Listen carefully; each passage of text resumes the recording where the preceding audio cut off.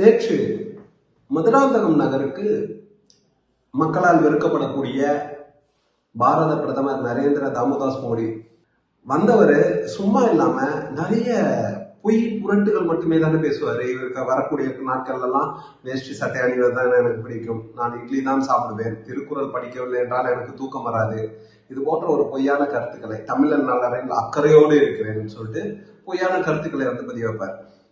இந்த வேலையை செய்வதற்கான பிள்ளையார் சொல்லி போட்டிருக்காரு மதுராந்தகம்ல. பேசும்போது ஒரு வார்த்தையை சொன்னாரு, நிறைய விஷயங்கள்ல போய் சொன்னாரு. அதுல இதுவும் ஒண்ணு, மீனவர் நலன் காக்கும் மத்திய அரசு. ஜனவரியில தமிழ்நாடு மீனவர்கள் கிட்டத்தட்ட 37 பேரை கைது செய்திருக்காங்க, 4 விசைப்படகுகளை பறிமுதல் பண்ணியிருக்காங்க. இது எங்கிருந்து வந்தது மிஸ்டர் நரேந்திர தாமோதாஸ் மோடிஜி அவர்களே? மீனவர்கள் நலனில் நீங்க அக்கறையோட இருக்கீங்க, இதை நாங்க நம்பணும். இது இல்லாம 11 லட்சம் கோடியை தமிழகத்திற்காக செலவிட்டிருக்காங்களாம். எங்க 11 லட்சம் கோடி செலவிட்டிருக்கீங்க? ஏதாவது ஒரு விஷயத்த சொல்லுங்கன்னா நிறைய சொல்லலாம். எதை சொல்லுங்க? எதையுமே சொல்ல முடியாது. சொல்வதற்கு ஒன்றும் இல்லை. காலி டப்பா தான் இப்போது இருக்கக்கூடிய பாஜக ஆட்சி. ஆனால் அதற்குள் ஏதோ இருக்கிறது என்பது போன்ற ஒரு மாய தோற்றத்தை உண்டு பண்ணுவதில் வல்லமை படைத்தவர்கள் என்பது நிதர்சனமான உண்மை. போதைப் பொருள்ல தமிழ்நாடு மிகப்பெரிய அளவுல போயிட்டு இருக்கு, முன்னேறி அப்படின்னு சொன்னாங்க. தமிழகத்தில் விளைவிக்கல போதை, ஆனா குஜராத்ல முத்ரா துறைமுகத்துல இருந்துதான் கிட்டத்தட்ட 22,000 கோடி மதிப்புள்ள போதைப் பொருள் கிட்டத்தட்ட 3 டன்னுக்கு மேல கைப்பற்றி இருக்காங்க. முத்ரா துறைமுகம் யாருதுன்றது நம்ம எல்லாருக்குமே தெரியும். ஏன் மிஸ்டர் நரேந்திர தாமோதாஸ் மோடி, இந்தியாவின் ஒரு மிகப்பெரிய ஒரு பதவி, பிரதமர் பதவி, அந்த பதவியில் அமர்ந்து கொண்டு அந்த பதவியை அலங்கரித்த நாயகர்கள் நிறைய பேர் இருக்காங்க. ஆனா நீங்கள் அந்த பதவிக்கு தகுதியான ஒரு நபரா என்றால் மிகப்பெரிய ஒரு கேள்வியை முன்வைக்கலாம்.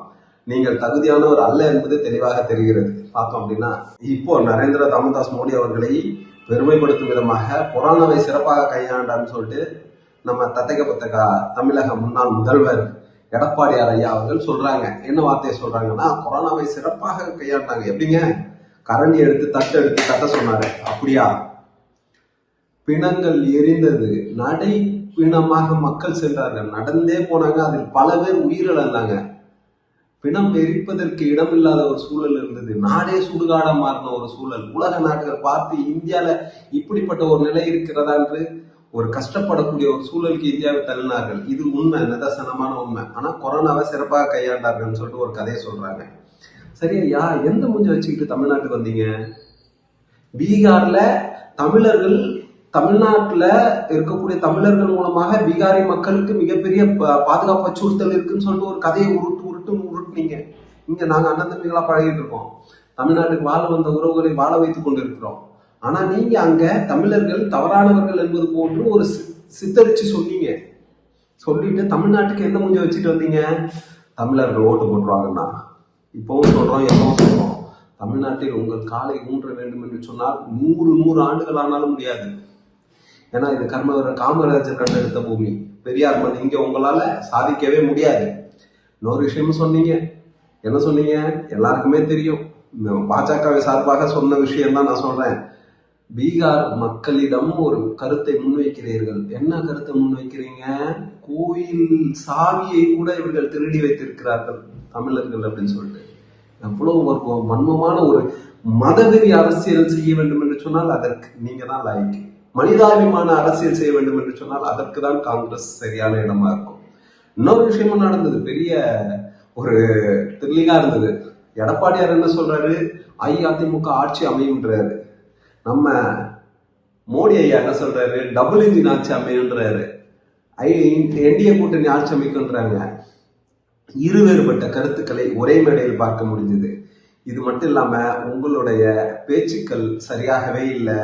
நம்ம எடப்பாடியார் அவர்கள் கூறிய ஒரு கருத்து, அதை கேட்கும் போதே அது என்ன சொல்ல வந்தாருன்றதுக்கு நீங்களே சொல்லிருங்க. குளிங்கின்ற அதுக்கு என்ன அர்த்தம்ன்றதை நீங்களே சொல்லுங்க. அவர் என்ன சொன்னாருன்றது உண்மையிலே புரியல, புரியாதனால சொல்றேன். குளிங்கின்ற விஷயத்துக்கும் கல்புணர்ச்சின்றதுக்கும் இந்த பச்சை தமிழர் சொல்லியிருக்காருங்க. இலக்கிய புலமையை பார்த்து அப்படியே மெய் மறந்து போயிடணும். படிக்கிறதுலயே பல குறைகள். நீங்க பச்சை தமிழரா? டிடிவி என்ன சொன்னார் தெரியுங்களா? ஒரு டைம் டிடிவி சொன்னது நான் ரொம்ப தெளிவா சொல்றேன் இந்த இடத்துல. இபிஎஸ் அவர்களுடன் நாங்கள் கூட்டணி வைக்க வேண்டும் என்று சொன்னால் அது தற்கொலைக்கு சமம்னு சொன்னாரு. அப்படி சொன்னவர் தான் என்ன சொல்லியிருக்காரு, இதற்கு முன்னாடி இன்னொரு விஷயமும் சொல்லியிருக்காரு. என்ன சொல்லியிருக்காருன்னா, பிஜேபி கூட கூட்டணி வைப்பதும் நோட்டாவுடன் போட்டி போடுவதும் ஒண்ணுன்னு சொல்லியிருக்காரு. இவ்வளவு விஷயங்களை சொல்லிட்டு எதன் அடிப்படையில நீங்க மக்கள் கிட்ட போய் ஓட்டு கேட்பீங்க? எதன் அடிப்படையில கேட்பீங்க? சரி, இந்தியா மிகப்பெரிய பொருளாதார வளர்ச்சி அடைஞ்சிருச்சு அப்படியா? இது நம்பணுமா நாங்க? இன்னைக்கு ரூபாய் மதிப்பு சரிந்து கிடக்குது. இந்திய ரூபாய் மதிப்பு மிகப்பெரிய அளவுல பின்னோக்கி இருக்கு. மக்கள் ஒரு பசி பட்டினின்னு ஒரு கொடூரமான ஒரு வாழ்க்கையை வாழ்ந்துட்டு இருக்காங்க. இதே போன்ற நிலை நீடித்ததுன்னு சொன்னா இன்னொரு விஷயம். ஆனாலும் இந்த ஆட்சியில நடக்கக்கூடிய தவறான திட்டமிடலின் காரணமாக இந்திய மக்கள் பள்ளத்தை நோக்கி சென்று கொண்டிருக்கிறார்கள், மிகப்பெரிய பேரழிவை நோக்கி சென்று கொண்டிருக்கிறார்கள். இது மாற வேண்டும் என்று சொன்னால் இப்போது இருக்கக்கூடிய மக்கள் விரோத தீய சக்தி ஆட்சியாளர்கள் ஆட்சியை விட்டு அகல வேண்டும். மக்களுக்கான ஆட்சியாளர்கள் நிச்சயமாக அமர்ந்தால் மட்டுமே. நீங்க பாத்தீங்க அப்படின்னா, மகாத்மா காந்தி ஊரக வேலைவாய்ப்பு திட்டம் இவர்கள் ஏற்கனவே 50 நாட்கள் தான் கொடுத்தாங்க. இப்போ 125 நாளா மாத்துவோம்னு சொல்லிட்டு ஒரு பொய் புரட்ட சொல்றாங்க. உருட்டுறதுல நம்பர் 1 இருக்காங்க இந்த பாஜகவினர். அதையும் கேட்டுக்கொண்டு அவர்களுக்கு அடிமைகளாக அடிமை சாசனம் எழுதி கொடுத்தவர் போன்று இங்கு பாஜகவை நாங்கள் வளர்த்தே தீர்வோம், அஇஅதிமுக அழிந்தாலும் பரவாயில்லை என்று சொல்லி அவர்கள் ஒரு பக்கம் அரசியல் செய்து கொண்டிருக்கிறார்கள்.